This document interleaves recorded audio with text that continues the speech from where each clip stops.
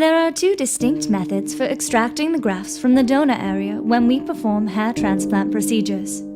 These are FUT, also known as the strip method, and FUE. With FUT, we remove a strip of skin and hair from the permanent zone at the back of the head.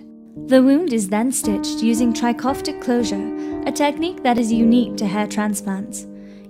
The surgeon then makes tiny incisions in the recipient area, and the grafts are inserted one at a time into each of these incisions. With the FUE method, we shave the back of the head, and the surgeons will individually extract the grafts one at a time, using a special instrument called the punch.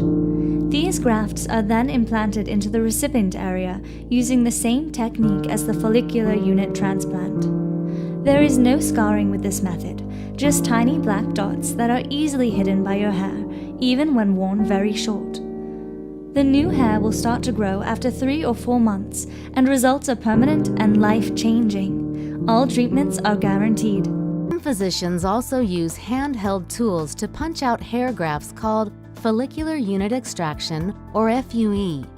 Because this technique is manual, it is tedious and extremely demanding, as it relies heavily on the physician's hand-eye coordination and their ability to aim and hit a target within microns every single time they punch out a hair. SMP, or scalp micropigmentation, medical hairline tattoo, is the ultimate in non-surgical male and female scalp grooming.